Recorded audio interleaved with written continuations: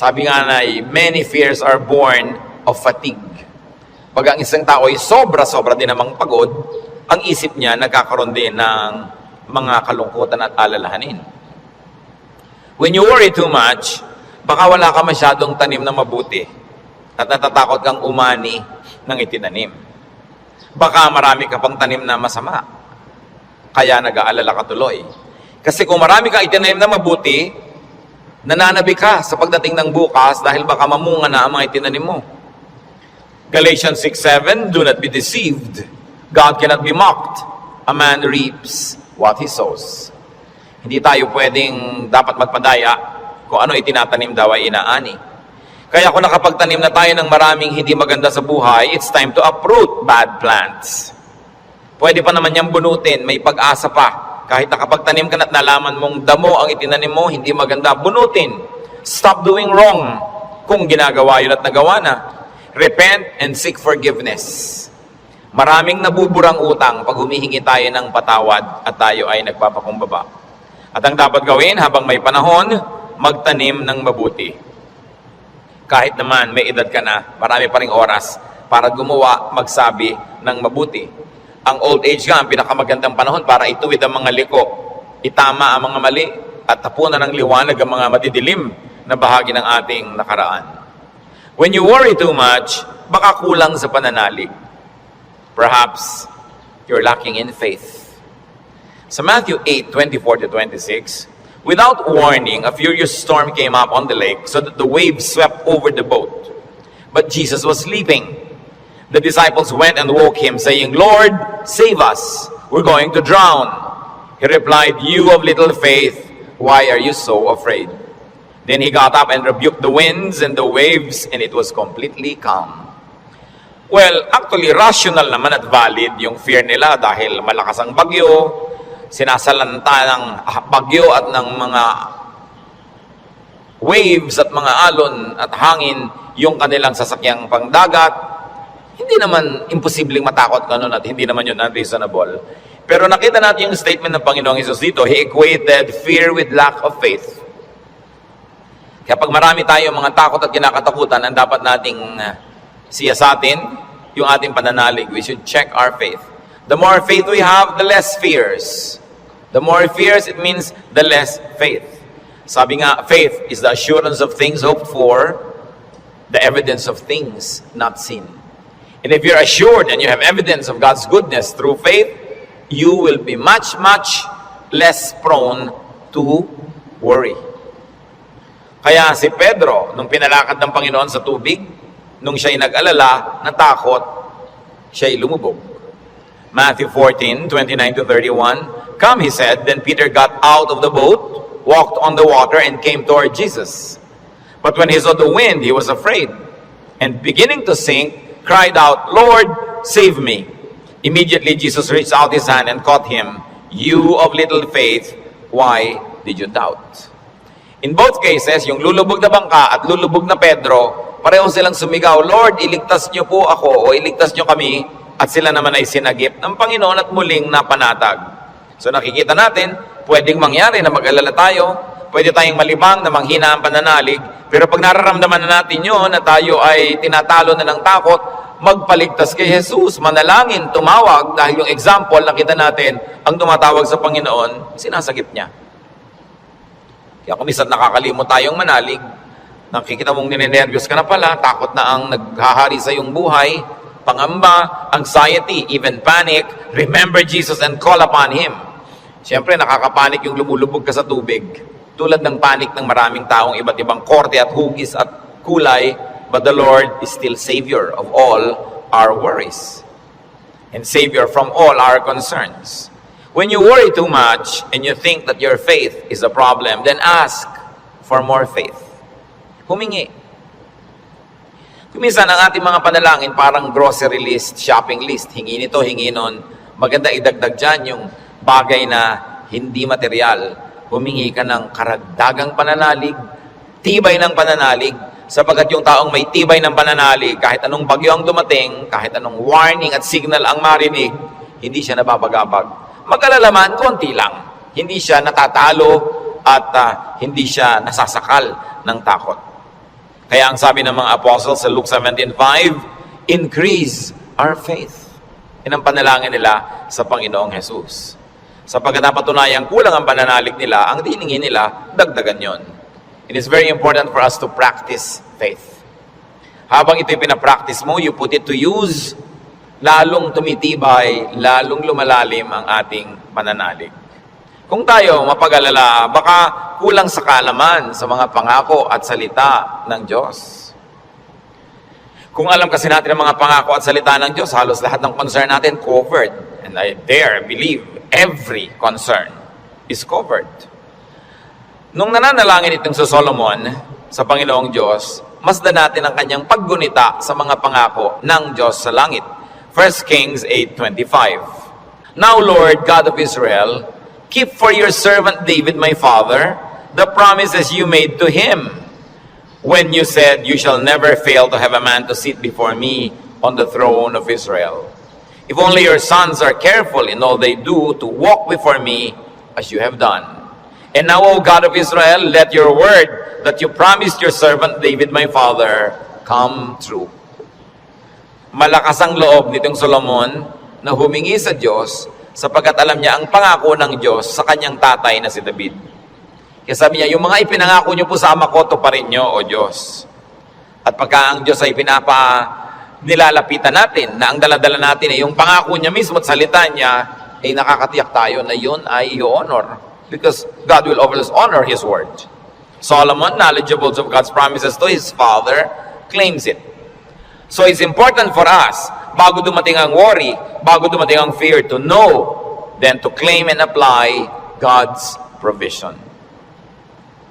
Hindi kung kailan ka na nag-aalala at natatakot, doon ka pa maghahanap at mag-aaral, baka sa kalituhan mo, wala kang makita. Kaya mahalaga, mag-aral na agad. Sa uluhin ng mga salita ng Diyos, at i-quote sa sarili mo, i-quote sa pinoproblema mo, ang mga pangako niya. Bagamat kung hindi mo yung nagawa at may problema ka na, tagahanap ka pa rin, kapakipakinabang pa rin yun. Pero tiyak na kapakipakinabang lalo kung ginagawa natin before the need arises. Psalm 119 verse 50, sa lahat po ng mga nagdurusa, nahihirapan, memoryahin nyo itong verse na to, alalahanin, gunitain, anumang wika. My comfort in my suffering is this: your promise preserves my life. 5 very big words here. Suffering. Namnamin natin ang Psalm 19:50, sabi, my comfort is my suffering. So unang-una, suffering. Pagka atin pong inalala yan, there is suffering. We all go through suffering. Pero sabi niya, my comfort in my suffering. Bawat suffering, bawat pagdurusa, may kakambal na ginhawa. May kakambal na pampalubag loob, pampalakas ng loob. Sa niya, my comfort in my suffering is this: your promise preserves my life. So, ang pangako ng Diyos, ang ginhawa ng mga nahihirapan, at ang salita ng Diyos ang nagpapalawig, nagpapahaba ng buhay ng tao. Kaya napakahalaga na alam niya ang mga pangako ng Diyos. Kung alam natin ang mga dealings ng Panginoon sa mga taong ang buhay ay nasa Biblia, nakita natin ang mga pinayagan ng Panginoon na hirap, at kung paano sa kahalos kaduluduluhan biglang darating ang rescue, biglang darating ang tulong, dahil mayroong dahilan ng Diyos. At ngayon, hindi lang nailigtas yung mga tao na yon, nagiging huwaran pa natin na maging tularan natin sila, ang kanilang pananalig at ang kanilang pagkapit sa Diyos, lalo't lalo may mamabigat na mga suliranin. Psalm 119, 116, sustain me according to your promise, and I will live. Do not let my hopes be dashed. So, sabing ganon, hawakan mo ako, akayin mo ako, patuloy mo akong buhayin ayon sa iyong pangako. At siguradong ako'y patuloy na mabubuhay. Huwag mo akong hayaang mawalan ng pag-asa. Maraming magagandang pangako ang Diyos. Dapat alam natin. When you worry too much, baka kulang din sa panalangin.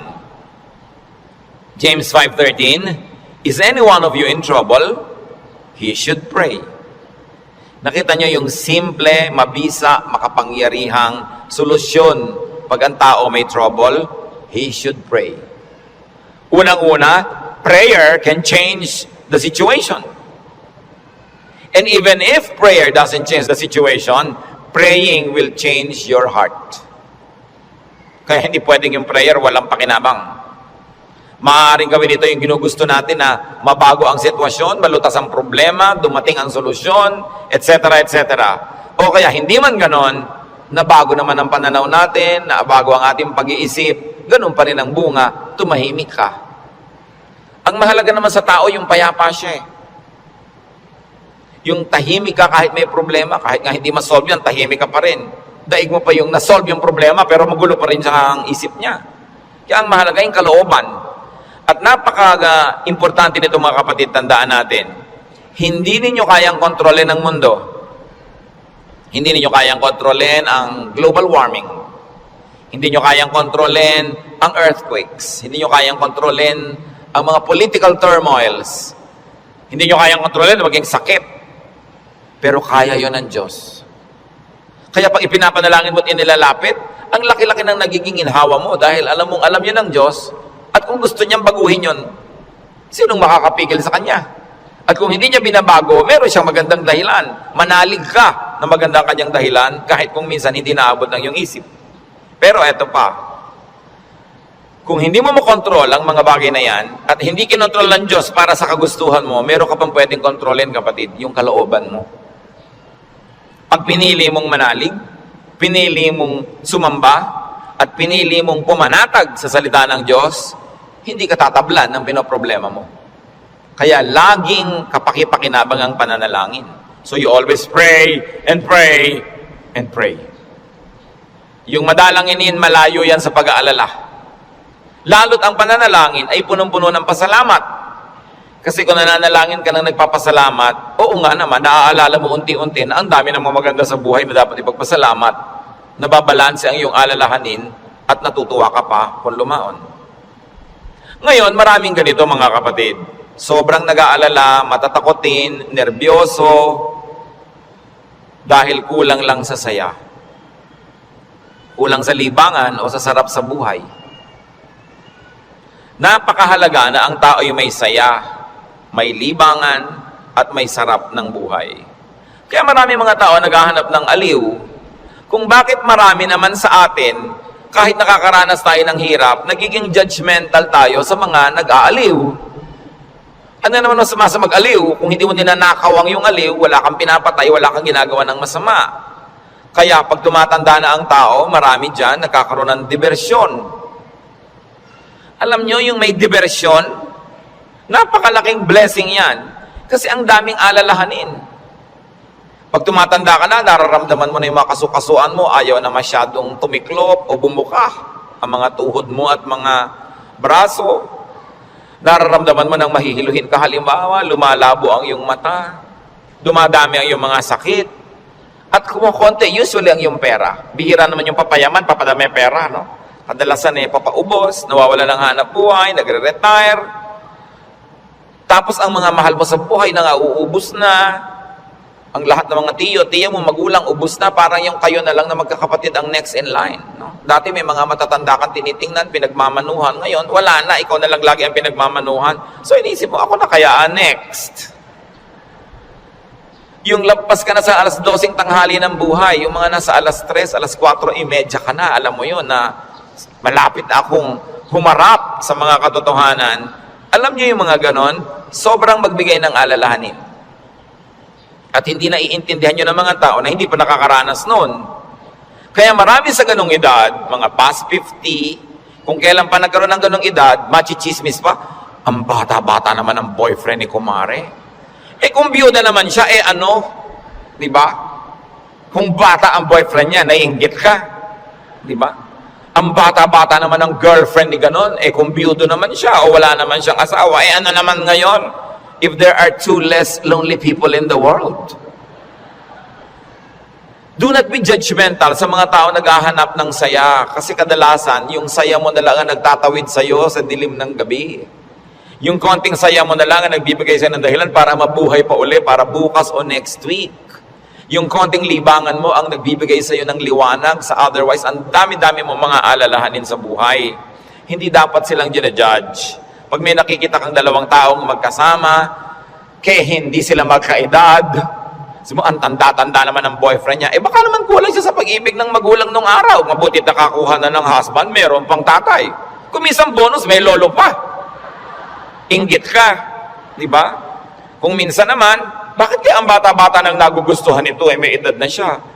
Kung puro kapwa matanda niya ang nakikita, ang pinag-uusapan laging arthritis, blood pressure, blood sugar, mga katarata, glaucoma, nakaka-depress. Kaya kung minsan masarap kasama yung bata na walang iniisip na mga alalahanin, puro happening at gimmick ang naiisip, nalilimutan mo mga problema mo. At yung problemang hindi nasosolve, malaking bagay kung nalilimutan man lang kahit sandali. Because you keep your sanity and you keep your cheerfulness. Mga kapatid, huwag kayong killjoy sa mga taong humahanap ng ligaya kasi hindi nyo naman papaligayahin Halimbawa, yung nanay niyong byuda, may boyfriend. Mano, byuda naman. Bakit sasamahan mo pa siya pag gusto niyang manood ng TV?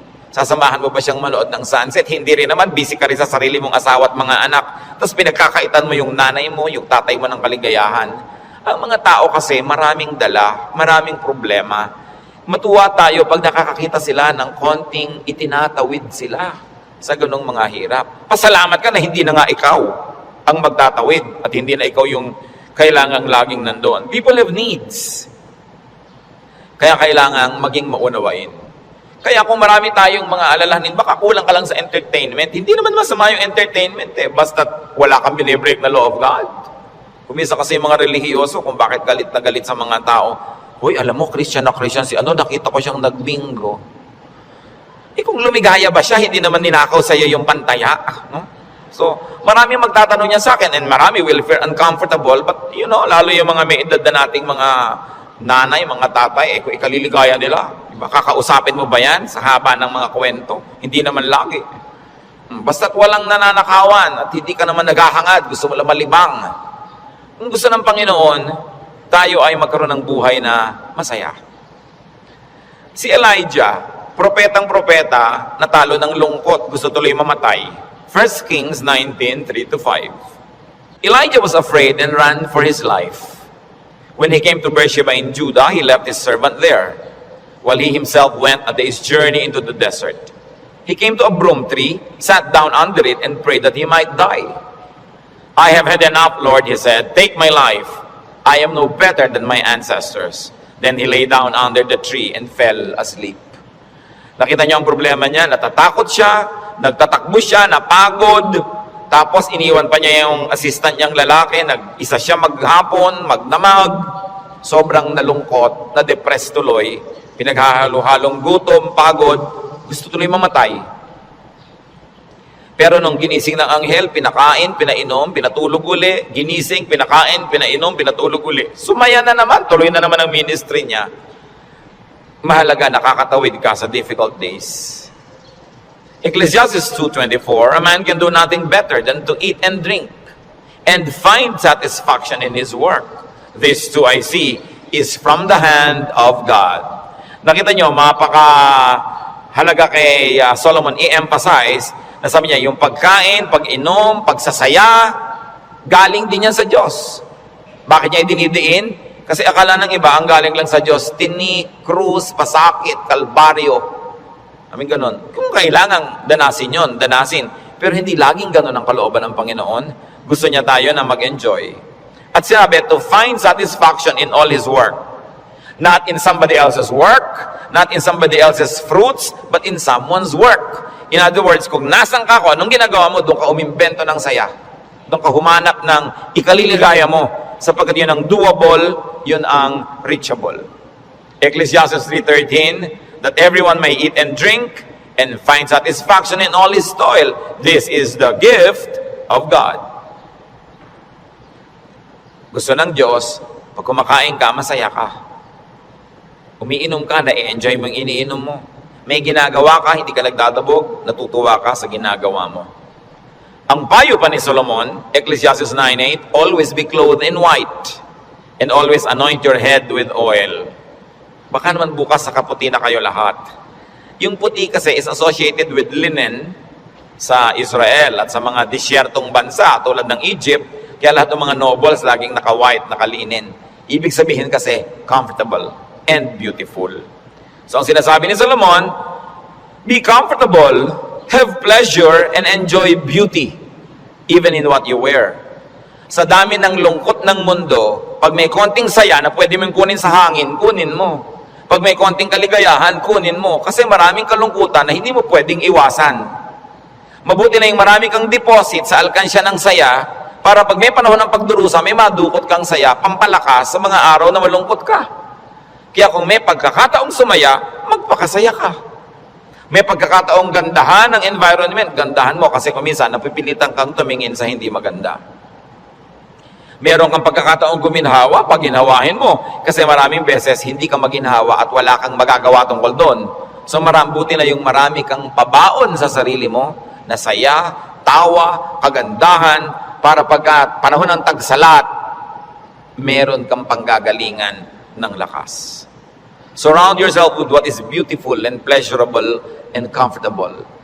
Sabi nga ni Balagtas, sapagkat ang mundo'y bayan ng hinagpis, mamamaya'y sukat tibayan ang dibdib. At ang isa sa mga pagpapatibay niyan, whenever you can be happy, be happy. So that when sadness that cannot be avoided comes, then you are well equipped. Because yung balance mo, kahit ma-withdrawhan ng lungkot, yung sayang nakatago, ang balance mo, marami pa rin sayang natira. Kaya ministry natin, mga kapatid, na magpasaya rin sa isa't isa. Hindi magpalungkot. Hindi may nagsasaya, maiinis ka. May nagkakakanta ng I did it my way, babarilin mo. No? Hayaan mo siya magkakanta. Alam mo ba kung anong problema niya sa buhay? Baka kailangan niya ang kidney transplant. Baka yung asawa niya may cancer. Baka ang mga anak niya walang pangmatrikula. At gusto na niyang tumalon sa ilog na walang tubig dahil El Nino. Kaya ang laki ng problema. Tatalo ka sa ilog, di ka malulunod.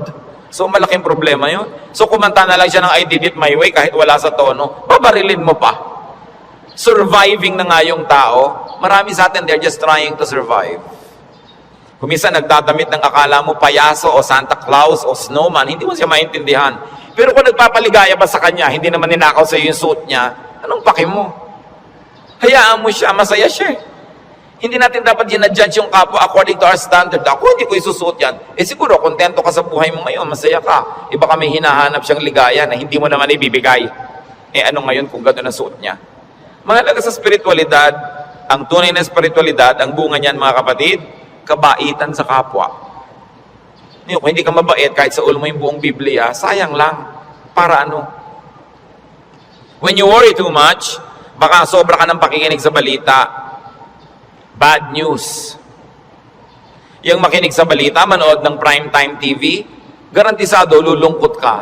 Kung hindi ka mawawala ng ganang kumain dahil oras ng hapunan. Babae, tinadtad, sinigan, inilagay sa drum, nilagyan ng semento, hinulog sa dagat. Gusto niyo bang panghimagas yan sa inyong paghahapunan?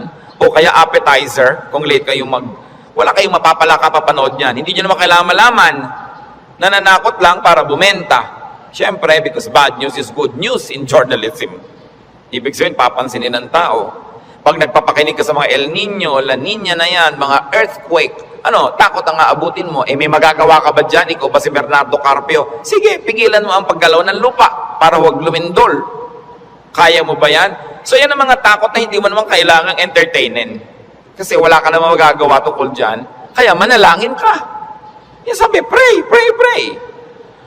Siyempre, marami pang nananakot ay padami na ng padami ang tao sa mundo. Actually, pag nag-aeroplano kayo, makikita nyo, ang dami pang lupang walang laman eh.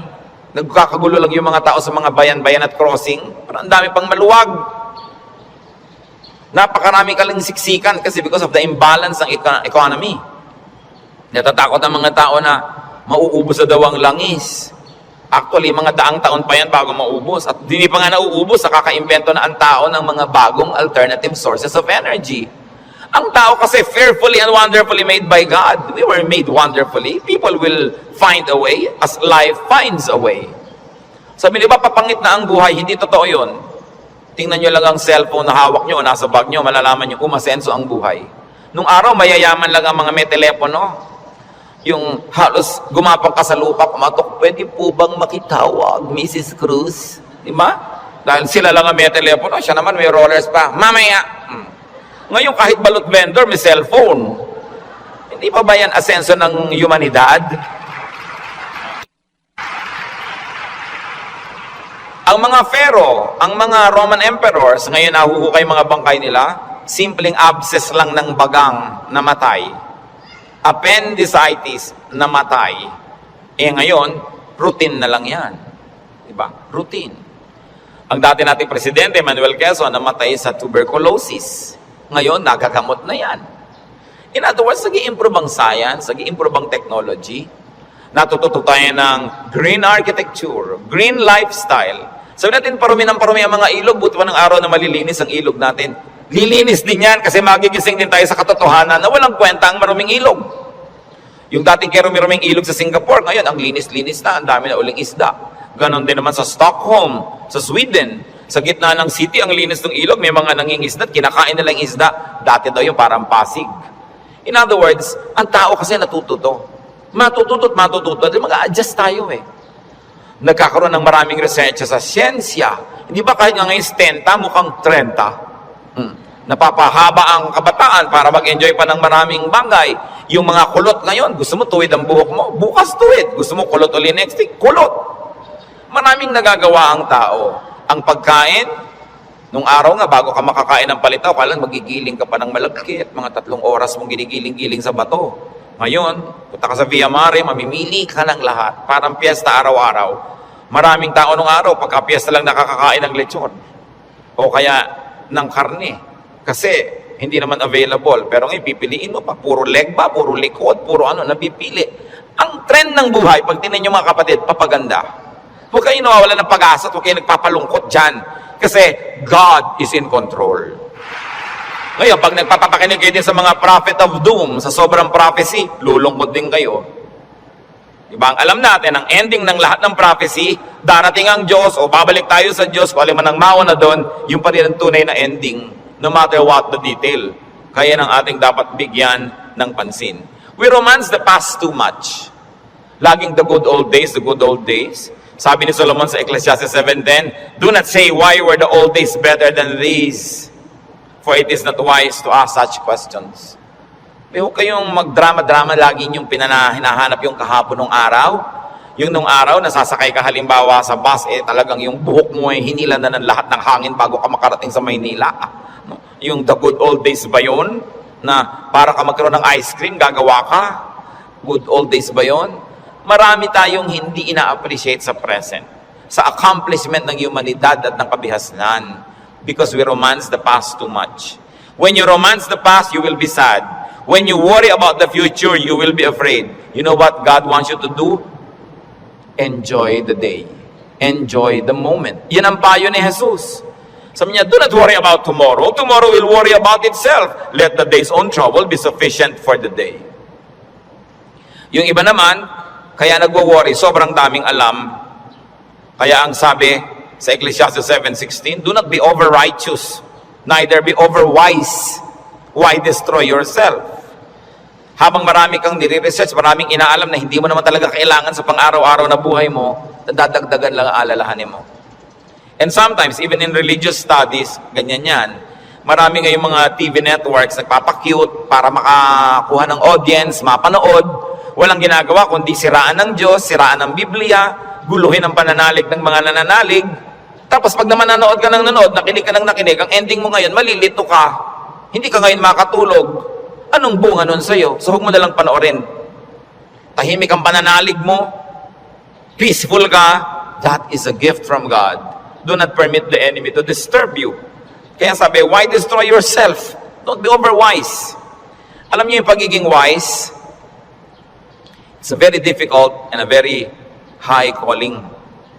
Kaya mga tinatawag ng Diyos na maging mga philosopher, maging mga prophets, maging mga mangangaral, mahirap yun. Kasi pag lumalalim, tumataas ang iyong alam, nagiging vulnerable ka to so many anxieties and fears. You become vulnerable to a lot of isolation and sadness.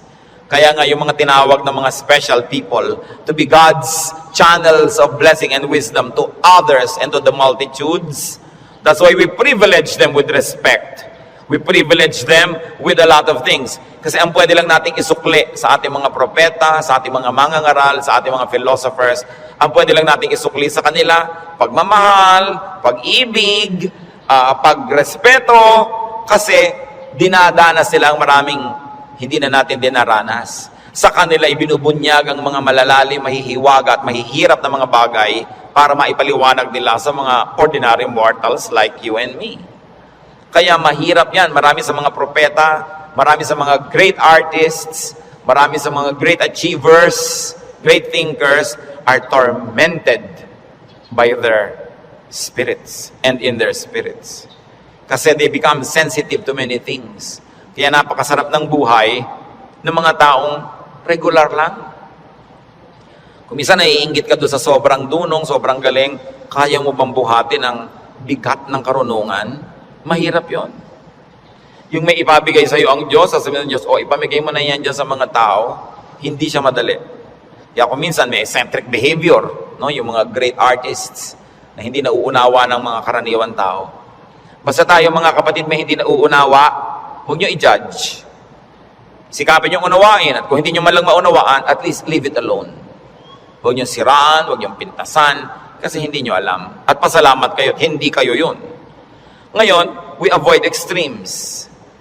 Because extreme behavior and extreme thinking also leads to a lot of worry. Ecclesiastes 7:18, the man who fears God will avoid all extremes. Gumigitna ka lang, bumabalansi ka lang, para tahimik ang buhay mo. Ecclesiastes 12:12, be warned, my son, of making many books there is no end, and much study wearies the body.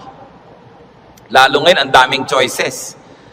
Nung araw, 3 lang ang channel sa TV. Ngayon, daan-daan ang channel. Ang dami mong choice. Kaya wala ka ng mabuong programa. Marami ka kasing choice. Nung araw, pagkahapon, basta mga aninong gumagalaw, yun lang ang mapapanood mo. Mga lumang pelikula. Wala ka ng maraming choice. Kuminsan, tahimik pa yun eh. Umorder ka sa restaurant ng tea. Nung araw, pag umorder ka ng cha, itong cha. Ano pong tea? Ang daming tea. Alam niyo, mamahit 100 yung papapiliin sa inong waitress. Pagkatapos papapiliin ka pa kung hot o cold. Tapos papipiliin ka pa kung natural o ganito. May sugar o without. Pag may sugar, natural sugar, coco sugar. Ang dami pang sugar. Huwag na nga, tubig na lang. Ang daming choices ng pati ng soft drinks. Gumugulo tuloy. Bakit natin ito binabanggit? Mga kapatid, kung tahimik na ang inyong kalooban sa pananalig niyo sa Panginoon, huwag niyo nang guluhin ng kung ano-ano pa mga ideya. Walang mapapala. Ang kaluluwang palipat-lipat, papalit-palit. Sabi ni Solomon, tigilan niyo na yung kababasa sobra. Sabi ko noon, mapapagod ka lang, matutuyo ang iyong lakas. Sabi ko noon, hindi ba tatapos yan? Ang ending din naman, haharap ka sa Diyos eh. Kaya kung tahimik ka na, payapa, huwag ka nang pagulo pa. That's why prophets and philosophers and thinkers and teachers are burdened. And the only thing we can give them is to privilege them with respect. Sabi sa Ecclesiastes 5:12, the sleep of a laborer is sweet. Read laborer as simple man. No? Yung unscholarly man, sabi ko noon, mas madaling sumaya pag mababaw ka. So huwag mo nang masyadong laliman. Kasi baka walang humukay, para kang nagtago na wala naghanap, lalabas ka rin, mahirap. Pag may mga mababaw dyan, so, ang saya naman nila, mabuti pa sila. No? Yung konting, ay hangin, hangin lang, tumatawa. Kesa naman ang tali-talino mo, wala na makapagpatawa sa'yo, mas mahirap yun. No? When you worry too much, baka kulang ka lang sa food or drink or chemical balance, tulad ng pinag-usapan natin nun. Kaya, yung propeta, pinakain ang anghel sa 1 Kings 19:7-9, at guminhawa na siya nung siya kumain at nakainom.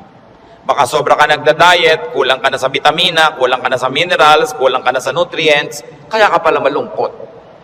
Ang bewang mo nga, di ba?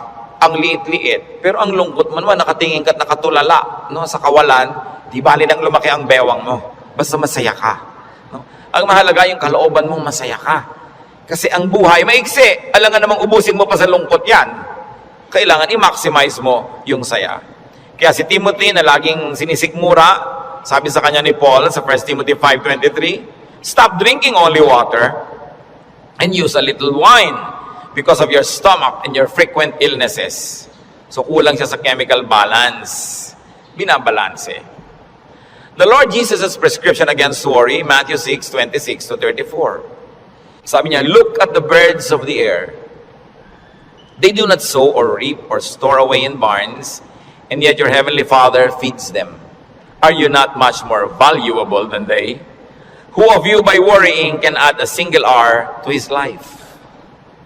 So, bakit ka nag-aalala? Kita mo yung mga ibon, hindi naman yan nag-agriculture, pero pinapakain, buhay din yan. Mas mahalaga ka kaysa ibon. Kaya ang unahin mo, manalangin, lumapit sa Diyos, manalig.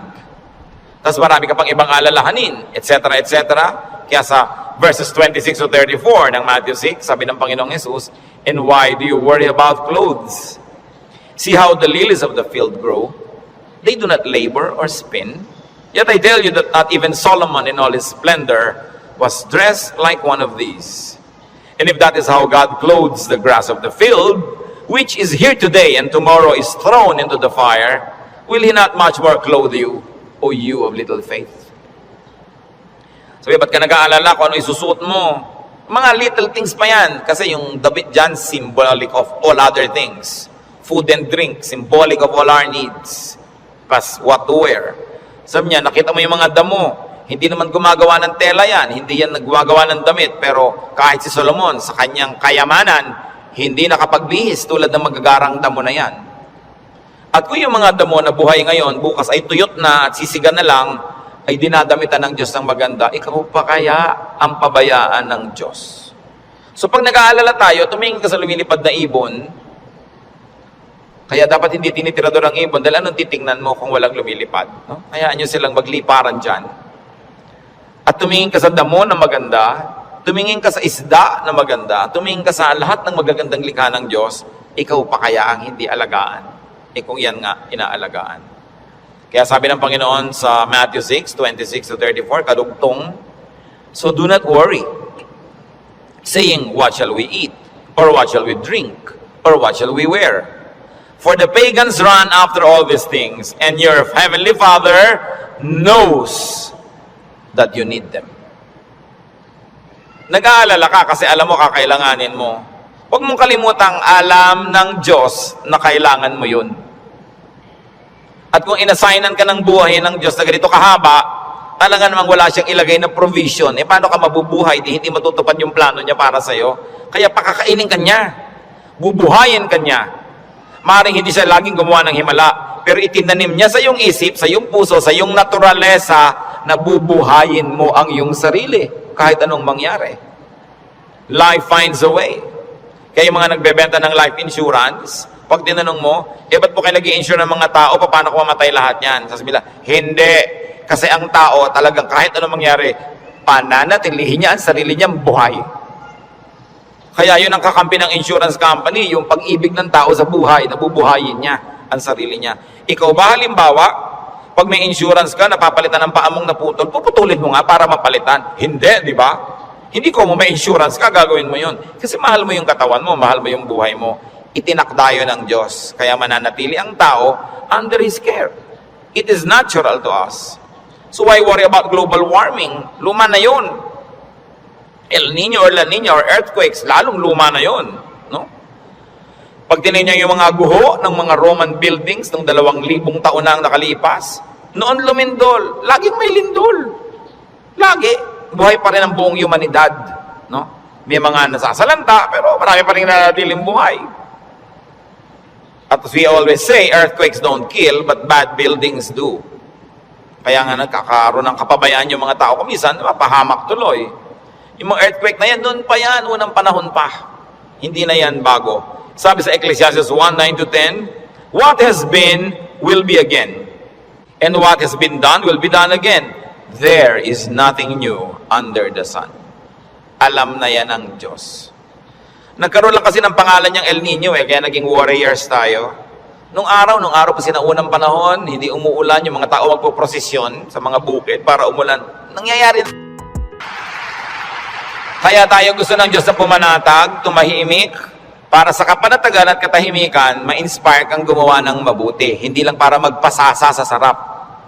Your stability in life, your wealth, your security, your health, should not only be used for your personal enjoyment. It must become the springboard for much nobler missions in life. Na kumbaga, wala ka ng need, so pwede ka na magbigay. Malakas ka naman, pwede kang tumulong. Tahimik ang loob mo, pwede kang umakay, umunawa sa mga magugulo ang loob. Kaya gusto nating pumanatag, umayos, hindi lang para magpasarap, para magawa natin yung misyon na ibinibigay sa atin ng Diyos, na maging blessing tayo sa ating mga kapwa-tao. So, brothers and sisters, think about the things you worry about. It's your decision if you like to turn them into problems. Pag pinroblematize mo. Marami mga tanong pa, mga doktrina na hindi natin alam. Ano po kaya ang itsura natin sa langit? Hindi natin alam. Ang problemahin mo, mapasama ka doon. At alam natin yan, manalig ka sa Panginoon, humingi ka ng tawad para sa iyong mga kasalanan, tanggapin mo si Jesus sa Panginoon tagapagligtas, at siya na ang may problema sa mga detalye. Bakit mo pinoproblema? Kahit naman tayo magtalo, mapuyat, hindi natin masasagot. Ipasa Diyos ang mga bagay. Ito ang isa sa mga pinakamalalalim na regalo ng Diyos sa atin sa pananalig. Nagkakaroon ka ng kapayapaan.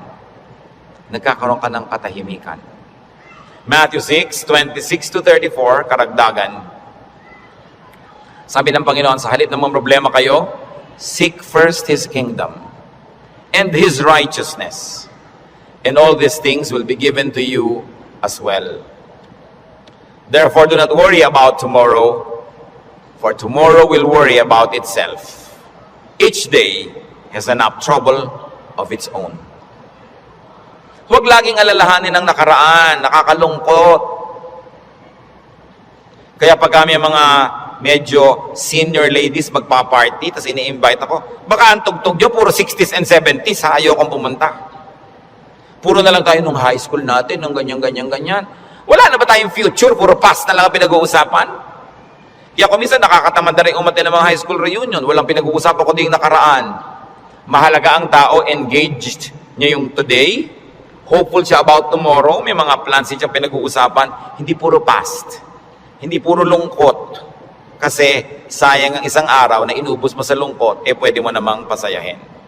Okay, maganda rin naman kung minsan makinig ng mga lumang tugtog, mag-alala ng kahapon, pero huwag sobra.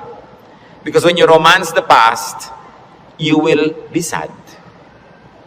Marami pa tayong, kaya hindi pa tayo kinukuha ng Diyos, may today pa, para mabuhay tayo today.